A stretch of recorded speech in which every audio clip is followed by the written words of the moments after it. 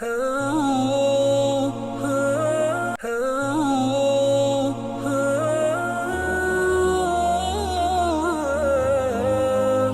மஸ்ஜித் அக்ஸா, அந்த ஹுத்பா ஷேக் முகமது சரந்த் ஹபிதன் இருந்தார்கள். முஸ்லீம்களுடைய அழகிய நற்குணங்களில் ஒன்றுதான் அநியாயம் இழைக்கப்பட்டவர்களுக்கு உதவி செய்வது என்ற தலைப்பிலே ஹம்து ஸலவாத் தக்வாவுடைய பின்னால் யார் நல்லமல்கள் செய்கிறாரோ அவர் உண்மையான மோமின், அவர் அநியாயத்தையோ அத்துமீறலையோ பயப்பட தேவையில்லை, அஞ்ச தேவையில்லை. தாஹா 112 ஹம்து ஸலவாத் தக்வாவுடைய பின்னால் அதே நேரம் தன்னுடைய கூட்டு அற்பமாக்குறது யார் அவர்களை அடிபணிவாரோ உண்மையிலே அவர்கள் அடிபணிந்தார். முன்னைய காலத்தில் அந்த ஃபிரௌனுடைய பண்பை சொல்லும் பொழுது தன்னுடைய கூட்டத்தை அற்பமாக கருதி அற்பமாக பார்த்தவர்களை அந்த கூட்டம் அவனுக்கு அடிபணிந்தார்கள். நிச்சயமாக கெட்ட கூட்டம், பாவகார கூட்டம் என்று சொல்லி அதை சொல்ல பாவிகள். அவனுடைய குடும்பம் படைப்பட்டாளமும் பூமியிலே பெருமை அடித்தன உரிமை இல்லாமல். அவர்கள் நினைத்தார்கள் நாங்கள் எங்கள் பக்கம் மீள மாட்டார்கள் என்று. நாங்கள் அவருடைய படையும் பிடித்தோம், கடலை தூக்கி எறிந்தோம். எப்படி அநியாயக்காருடைய முடிவு எப்படி ஆனது பார்த்தீர்களா நபியை நீங்கள் பாருங்கள் என்று சொல்லிவிட்டு, ஒரு அநியாயக்காரனுக்கு யாராவது ஒருவர் அவனுடைய அசத்தியத்துக்கு உதவி செய்வாரோ, அவனுடைய அசத்தியத்தின் மூலம்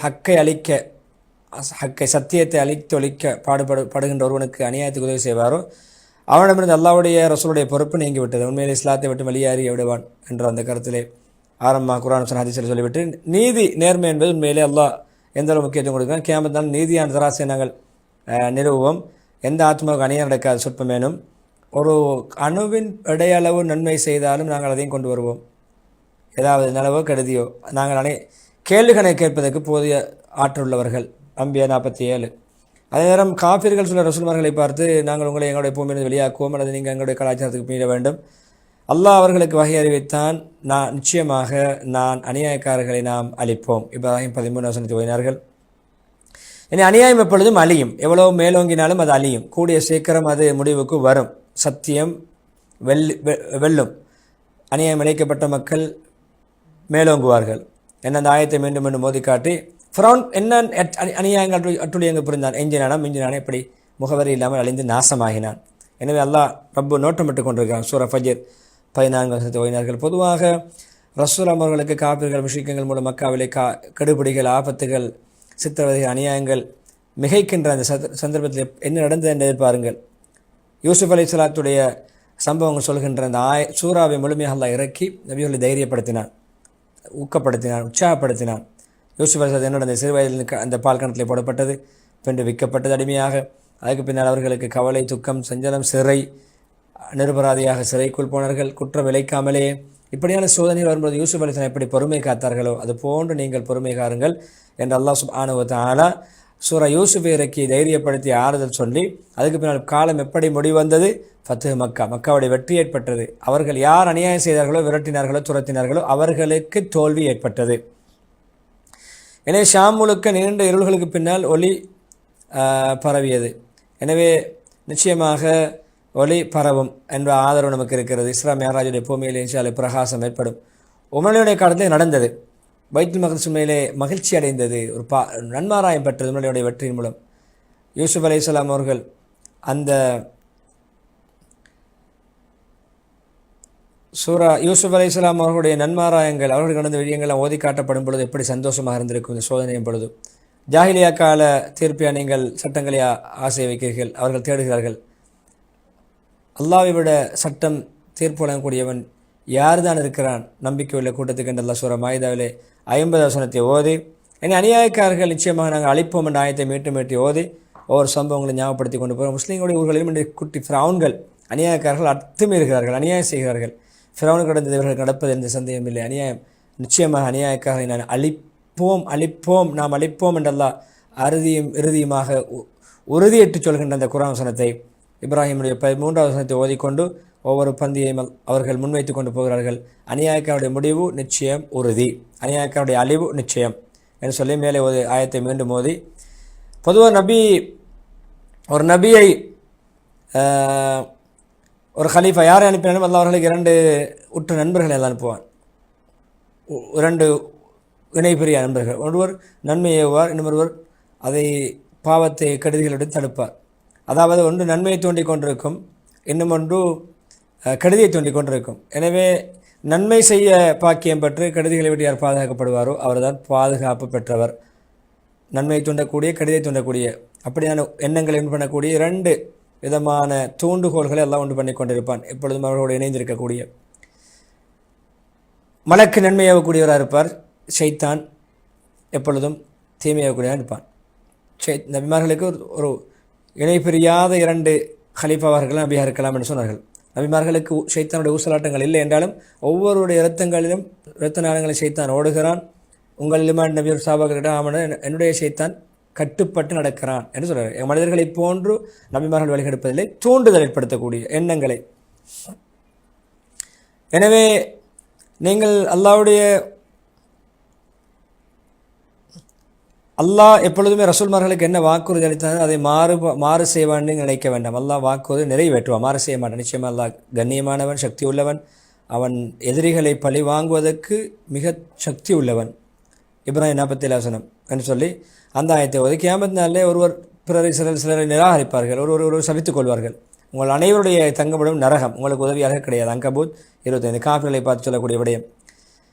நபி சொன்னார்கள், ஒரு அநியாயக்காரனுக்கு யார் உதவி செய்வான் அந்த அநியாயக்காரனை அவன் மீது எல்லாம் சாட்டி விடுவான். அநியாயக்காரனுக்கு உதவி செய்தால் அநியாயக்காரனை அவனுக்கு எதிராக சாட்டி விடுவான். சாயித் முஸ்லிம் சொன்னார்கள், பொதுவாக அவங்களுடைய கண்களை எப்பொழுதுமே அநியாயக்காரருடைய உதவியாளர்களை கொண்டு வைக்க வேண்டாம். கண் அப்படின்னா அநியாயக்காரர்களுக்கு உதவி செய்யக்கூடியவர்களை பார்த்தால் நீங்கள் எப்பொழுதுமே அவர்கள் உள்ளத்தால் வெறுங்கள். அவருடைய விருப்பத்தோடு ஆசையோடு நட்போடு பார்க்க வேண்டாம். அதான் அர்த்தம். அநியாயக்காரர்களுக்கு உதவி செய்யக்கூடியவர்களை நீங்கள் அநியாயக்காரர்களையோ அவர்களுக்கு உதவி செய்யக்கூடியவர்களையோ எப்பொழுதுமே கௌரவ பார்வை, அன்பு பார்வை பார்க்க வேண்டாம், வெறுப்பு பார்வை பாருங்கள். ஏன் உங்களுடைய அமல்கள் அப்படி பார்ப்பதனால் அழிந்து விடாமல் இருக்க அவர்களை கௌரவமாக கண்ணியமாக பார்த்து அநியாயக்காரர் உதவி செய்யக்கூடிய கண்ணியமாக கௌரவமாக பார்த்து என்றால் உங்களுடைய அமல்கள் அழிந்துவிடும் என்று சொல்வார்கள். ரசூலுல்லாஹ் சொன்னார்கள், ஷாம் பாஷையில் உங்களுக்கு உண்மையிலே நன்மாராயம் உண்டாகட்டும். ஏன் கேட்டார்கள்? யார் சொல்ல இல்லை, மலக்குமார்கள், ரஹ்மானுடைய மலக்குமார்கள் தங்களுடைய இறக்கைகளை ஷாம் தேசத்தின் மீது விரித்து வைத்து பாதுகாத்து கொண்டிருக்கிறார்கள் என்று சொன்னார்கள். எனவே எவ்வளவுதான் கெடுதிகள், எவ்வளவு சதிகள் செய்தாலும், மலையே நகரும் அளவுக்கு ஒரு சதி இருந்தாலும் கூட அல்லாஹ்வை மீறி எதுவும் செய்ய முடியாது. அல்லாஹ் அதை முறியடிப்பான் என்ற அந்த ஆயத்தை இப்ராஹிம் 46வது ஆயத்தை ஓதி, பொதுவாக என்று பாருங்கள், அரசியல் ரீதியாக மேற்கத்தியவாதிகள், நவீனவாதிகள் எப்படி இஸ்லாத்திய முஸ்லீம்களுக்கும் எதிராக தன்னுடைய ஆட்சி அதிகாரங்களை பயன்படுத்துகிறார்கள், எவ்வளவு அநியாயம் செய்ய அத்துமீறல் செய்கிறார்கள், ஆக்கிரமிப்பு செய்கிறார்கள். பலகீனப்படுத்தப்படுகிறோம், அநியாயம் செய்யப்படுகிறோம், இப்படி மக்கள் பலகீனப்படுத்தப்படுகிறார்கள். உண்மையிலே பலகீனப்படுத்தப்படக்கூடிய மக்களை கொண்டு தான் உதவி கிடைக்கும் என்பது ஹதீஸ். நீங்கள் உதவி செய்யப்படுவதில்லை அவங்களுடைய பலகீனர்களை கொண்டுதான் என்ற ஹதீஸை எப்பொழுதும் மனதிலே பதிய வைத்துக் கொள்ளுங்கள் என்று சொல்லிவிட்டு, பொதுவாக பலகீனவர்களுக்கு உதவி செய்வதன் மூலம் உம்மத்து பலம் பெறும், ஒற்றுமையாகும். வெளி சக்திகள் நம்மை இல்லாதொழிக்க முடியாது, நமக்குள் ஊடுருவ முடியாது, நம்மை அழிக்க முடியாது, நாம் ஒற்றுமையாக இருந்தால். எனவே உங்களுடைய எப்பொழுதுமே உமர் இல்லாமல் சொன்ன விடயம்தான், தன்னுடைய ஆளுநர்களுக்கு ஒரு ஆளுநர் எழுதிய விடயம், உடைய மக்களுடைய தேவையுடைய கதவை மூடாதே, வாசல் அடைக்காதே. அப்படி நீ அவர்களுக்கு உதவி செய்ய முன்வராவிட்டால் அவர்களில் உள்ள பலசாலிகள் அவருடைய பலகீனர்களை தின்றொழித்து இல்லாத அழித்து விடுவார்கள். அதே போன்று நபி ஸல்லல்லாஹு அலைஹி வஸல்லம் அவர்கள் ஒரு மனிதர் முறையிட்டார், யார சொல்லலாம், ஒரு மனிதர் அன்சாரி தோழர் நபியோட முறையிட்டு ஒரு மனிதரை கூட்டிக் கொண்டு என்னுடைய தோட்டத்தில் அனுமதியெல்லாம் சாப்பிட்டு விட்டார். சரி, நபி ஸல்லல்லாஹு அலைஹி வஸல்லம் பாருங்கள், ஒற்றுமைப்படுத்தி வைத்தார்கள். அவருக்கு தெரியாமல் சேர்ந்து அவருக்கு நீங்கள் போதித்திருக்கக்கூடாது, இன்னொருடைய தோட்டத்தில் சாப்பிடுவது, அனுமதி இல்லாமல் தின்னுவது ஹராம் என்று. அதில் ஒரு பசியாளியாக இருந்தால் அவர் களவாக சாப்பிடாம முன்னரே நீங்களே உங்களுடைய கனிவர்க்கத்தில் இருந்து அவருடைய பசியை போக்கியிருக்கலாமே. அந்த அளவுக்கு ஒரு அப்பாவியான ஒரு மனிதர் பசியின் காரணமாக தன்னுடைய தோட்டத்தில் தின்றது ஹலால் படுத்தவில்லை என்றாலும் அவர் தெரியாமல் செய்திருந்தால் கற்றுக் கொடுத்திருக்கலாம், முறையை படித்து கொடுத்திருக்கலாம். அவர் பசியாளியாக இருந்தால் அவர் பருத்தி சாப்பிட முன்னிலை நீங்கள் கொடுத்து உணவளித்திருக்கலாமே என்ற அழகான முறையில் நபியர்கள் வழிகாட்டினார்கள். மூமின்கள் ஒரு சகோதரர்கள், அவனுடைய சகோதரத்துவத்தை நீங்கள் சீராக்கி கொள்ளுங்கள், ஒற்றுமைப்படுத்துங்கள், அல்லாஹ்வை அஞ்சு கொள்ளுங்கள், உங்களுக்கு ரஹ்மத்து கிடைக்கும். ஹஜ்ரத் 10வது வசனத்தை ஓதி, பொதுவாக உமர் ரலியல்லாஹு அவர்கள் ஒரு பிரகடனம் செய்கின்ற பொழுது பொதுவாக சொல்வார்கள், நான் உத்தியோகபூர்வமாக ஒரு பிரகடனம் நான் செய்திருக்கிறேன், மக்கள் எல்லாம் அதை கடைபிடிப்பது கட்டாயம். மனிதர்கள் பறவைகள் போன்று நீங்கள் எங்கேயாவது ஒரு ஒரு பறவை கூட்டமாக போனால் ஒரு பறவை ஒரு மரத்தில் போய் நின்று விட்டால் எல்லா பறவைகளும் நிற்கும். அதுபோல தான் நீங்கள் எப்படி செயல்படும் மக்கள் அப்படி செயல்படுவார்கள். பொறுப்புதாரர்களுக்கு எழுதுவார்கள். உங்கள் ஒருவர் நான் எதை விட்டு மக்களை தடுத்தேனோ அதில் ஈடுபட்டார். பொறுப்புதாரிகள், கவர்னர், ஆட்சியாளர்கள் சொன்னார்கள். ஆட்சியில் இருக்கக்கூடியவர்களுக்கு சொன்ன விடயம் தான் இது. மக்களை எதை விட்டு தடுத்திருக்கிறானோ அந்த தடுத்த விடயத்தை நீங்கள் யாராவது செய்தால் உங்களுக்கு இரட்டிப்பான தண்டனை தருவேன். ஏன்? அவரிடத்தில் இருக்கின்ற அவருக்குரிய மதிப்பின் காரணமாக. ஒரு அரசியல் துறையில் ஈடுபடக்கூடியவர், எனவே கடுமையான இரட்டிப்பான தண்டனை கிடைக்கும் என்று சொல்லி முதலாவது ஹுத்பாவை இறுதி கட்டத்திலே. எனவே உறவு முறைகள் உண்மையிலே அவர்களுக்கு எடுபடாது. நெருக்கமானவர்கள், உறவுகள் பொதுவாக இந்த விடயத்தை தன்னோடு நெருங்கி இருக்கக்கூடிய முதலாக சொல்வார்கள். மக்களுக்கு ஒரு பிரகடனத்தை முன்வைக்க முனைகின்ற பொழுது தன்னுடைய நெருங்கிய குடும்பத்தினர்களுக்கு, உறவுகளுக்கு, நெருங்கிய நண்பர்களுக்கு, தன்னுடைய அரசாங்க முக்கியஸ்தர்களுக்கு தான் முதலாக சொல்வார்களாம், மக்களை ஒரு விடயத்திலே நான் தடுத்தால் அதை நீங்கள் செய்வீர்கள் உங்களுக்கு இரட்டிப்பான தண்டனை. எனவே உறவு சொந்தம் பந்தம் எல்லாம் உமர்லாவுடைய சட்டத்துக்கு முன்னால் எடுபடாது என்று சொல்லிவிட்டு ஒரு துஆவை சொல்லி முதலாக ஹத்ம முடிக்கிறார்கள். சொல்ல துஆ செய்தார்கள். என்னுடைய விடயங்கள் ஏதாவது ஒன்று, உம்மத்துடைய விடயங்களில் ஏதாவது ஒன்றை பொறுப்படுத்தி அவர்களுக்கு சிரமம் ஏற்படுத்தி, அந்த பொறுப்புதாரி, அதிகாரி, ஆட்சியாளர் அவர்களுக்கு சிரமத்தை ஏற்படுத்தினால் யா அல்லாஹ் அவனையும் சிரமத்துக்கு ஆளாக்குவாயாக. என்னுடைய உம்மத்துடைய விவகாரங்களில் ஏதேனும் ஒன்றை பொறுப்பேற்று அவர்களோடு மிருதுவாக, இரக்கமாக, அவர்களுக்கு சாதகமாக, நளினமான முறை நடந்து கொண்டார் என்றால் அவரோடும் மிருதுவாக, நளினமாக நடந்து கொள்வாயாக. ஒரு துஆ, ஒரு பத்துஆ. பொறுப்பை சரியாக நிறைவேற்றினால் துஆ, பொறுப்பிலே என்ன முறைகேடாக நடந்தால் அந்த பத்துஆ இருக்கிறது என்ற விடயத்தை சொல்லி இஸ்திக்பார் செய்யுமாறு தோண்டு முதலாக ஹுத்பா முடித்து உடனே ஹுத்பாவை சுருக்கமாக ஒரு ஹதீஸும் முடித்துக் ஹம்து ஸலவாத்தை கூட வசதிக்கு பின்னால் சொன்னார்கள், யார் ஒரு முஸ்லீம் பிற முஸ்லீமை அவன் மானபங்கப்படுத்தப்படும் பொழுது, அவனுடைய கௌரவம் குறைக்கப்படும் பொழுது, அவனுக்கு அநியாயங்கள் நடக்கும் பொழுது கைவிடுவாரோ, உதவி செய்யாமல் விட்டு ஒதுங்கி விடுவாரோ, அவருக்கு உதவி தேவைப்படுகின்ற கட்டத்தில் அல்லாஹ் அவரை கைவிட்டு விடுவான். ஒரு முஸ்லீம் கஷ்டப்படும் பொழுது, மானபங்கப்படுத்தப்படும் பொழுது, சித்திரவதை செய்யப்படும் பொழுது, நையப்படைக்கப்படும் பொழுது, அவரை தடுத்து பாதுகாத்து அவருக்கு உதவி ஒத்தாசை புரியாமல் ஒதுங்கி செல்வான் என்றால், இவனுக்கு உதவி வேண்டுமென்று இவன் விரும்புகின்ற கட்டத்திலே அல்லாஹ் அவனை கட்டங்களிலெல்லாம் கைவிட்டு விடுவான்.